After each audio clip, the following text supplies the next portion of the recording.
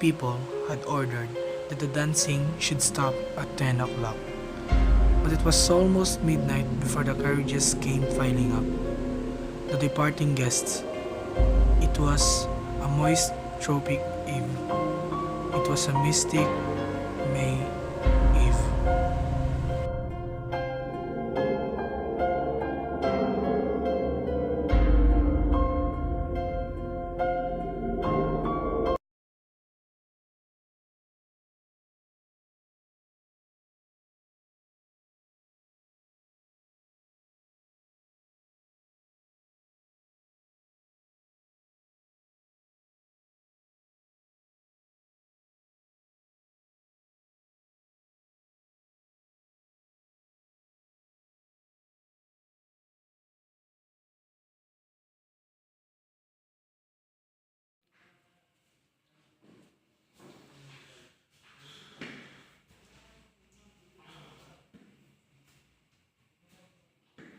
Mirror, mirror, show to me whose lover I will be.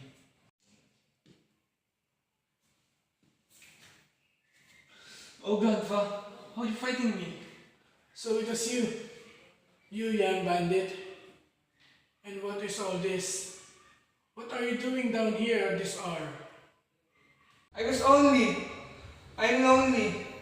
Yes, you are the great senor, and how delighted I am to make your acquaintance. But if I break this cane on your head, you make a wish you were someone else. Foolishness, Grandpa. You told me I would see her if I look in the mirror. Tonight in it said, mirror, mirror, show to me her whose lover I will be. Don Badoy took the boy by the hair, pulled him along into the room, sat down on a chair, and drew the boy between on his knees.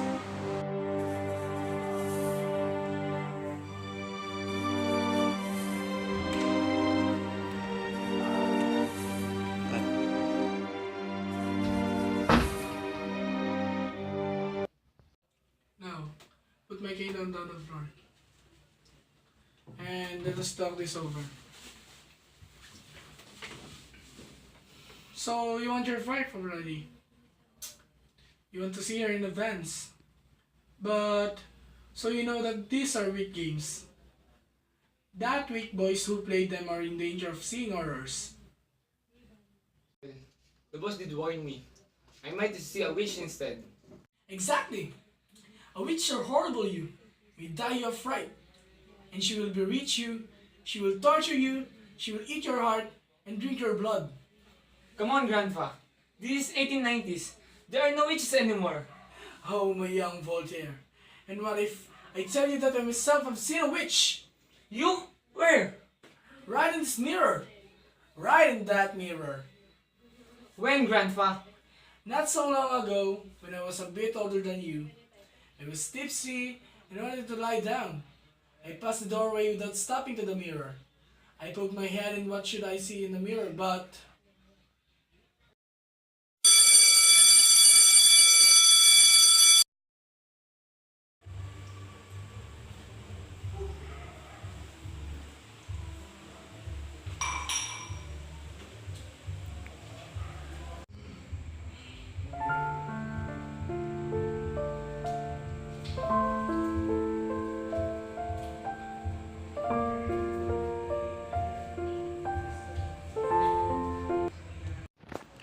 While the girls who were staying were promptly herded upstairs to the bedrooms. The young men gathering around to wish them a good night, and lamenting their assent with mock signs and moaning, proclaiming themselves disconsolate but straightway going off to finish the punch and the brandy. True, they were quite drunk already, and simply bursting with wild spirits, merriment, arrogance, and audacity, for they were young bucks newly arrived from Europe.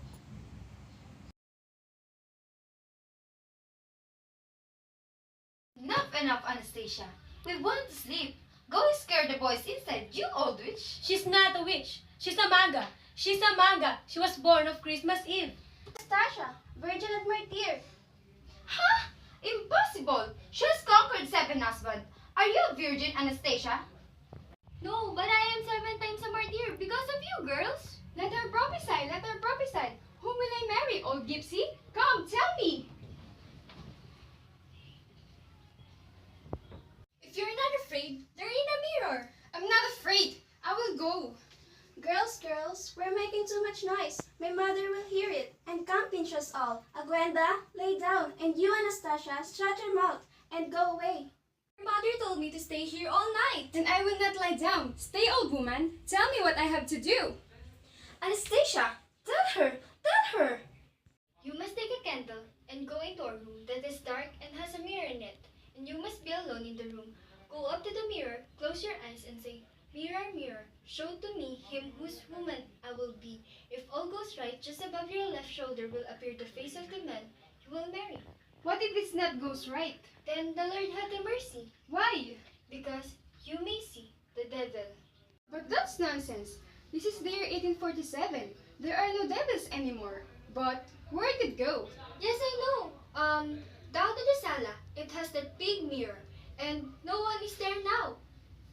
No, Agwenda, no. It's a mortal sin. You will see the devil. I don't care. I'm not afraid. I will go. You weak girl. If you don't come to bed, Agwenda, I will call my mother. And if you do, I will tell her who came to visit you at the convent last March.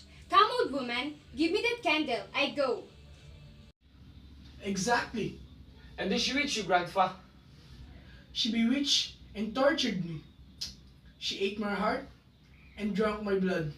Oh, my poor Grandpa. Well, you have never told me. Is she very horrible? Horrible? God, no. She is the most beautiful creature I have ever seen. Her eyes were somewhat like yours, but her hair was like black waters, and her golden shoulders were bare. My God, she was enchanting.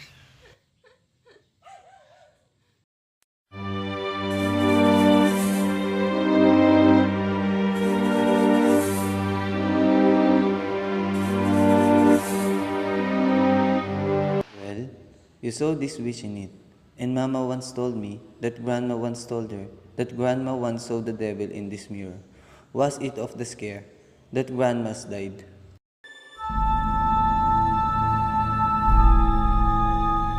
You must take a candle and go into a room that is dark and has a mirror in it. And you must be alone in the room. Go up to the mirror, close your eyes, and say, "Mirror, Mirror, mirror, show to me him whose woman I will be. Charms like yours. I've known it for a candle for a while. And what did you see, Mama? Doña Aguenda had forgotten the little girl on her lap. She was staring past the curly head nestling at her breast, and seeing herself in the big mirror hanging in the room. It was the same room and the same mirror out the face. She now saw in it was an old face, a hard, bitter, vengeful face, framed in graying hair and so sadly altered, so sadly different from that older face, like a white mask, that fresh young face, like a pure mask than she had brought before. The mirror one wild May Day midnight, years and years ago. Oh, please go on. What did you see? I saw the devil. The devil? Yes, my love. I opened my eyes, and there in the mirror, smiling at me, over my left shoulder, was the face of the devil. Oh, my poor little Mama. And were you very frightened? But the devil, Mama, what did he look like? You can imagine. And that is why good little girls should not look into mirrors, except when their mothers tell them. You must stop this naughty habit of admiring yourself in every mirror you pass. Well, let me see. He has curly hair and scar on his cheek. Like the scar of Papa? Well, yes, but this of the devil was a scar of sin, while that of your papa is a scar of honor. Go on, about the devil. And did he speak to you, Mama? Oh no, those of your papa are dirty and graying and smell horribly of tobacco, while those of the devil were very black and elegant. Yes, yes, my love, he spoke to me. Mirror, mirror, show to me him whose woman I will be. Charms like yours. I've known it for a candle for a while. I remember you. You are Gwenda, whom I left and come home to find a tremendous beauty. He waltz with you, but you won't give me the polka. Let me pass. Dance the polka with you. No, let me pass. No, not until we have danced. Ah!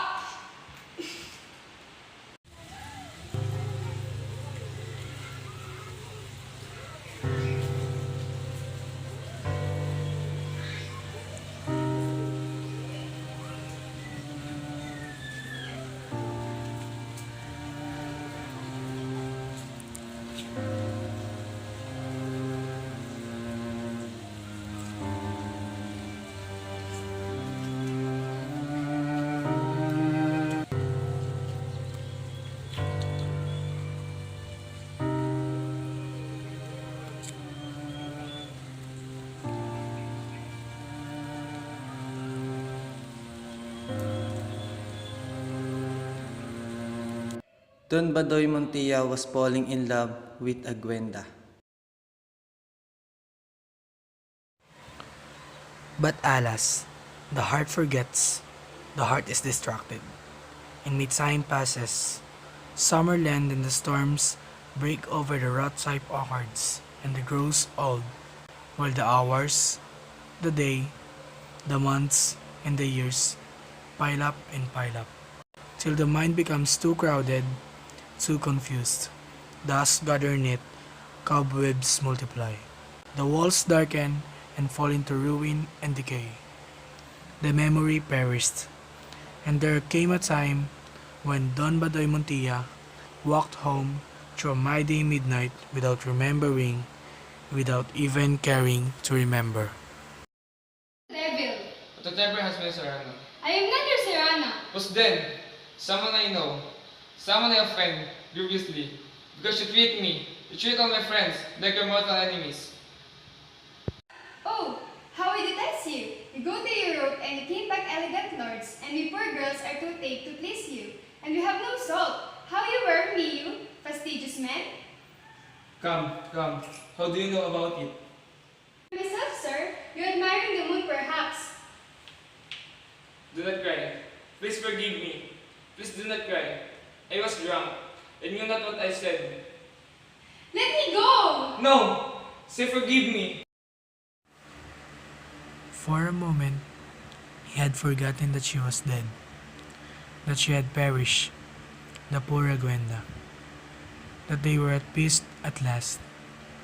The two of them, her tired body at rest, her broken body set free at last from the brutal pranks of earth, and remembering how she had beaten his hand and fled, and how he had sung aloud in the dark room, and surprised his heart in the instant of falling in love, being merely concerned in his feeling his way across the street with his cane, his eyes having grown quiet and dim, and his legs uncertain, for he was old, he was over 60, he was very stopped and shivered old man.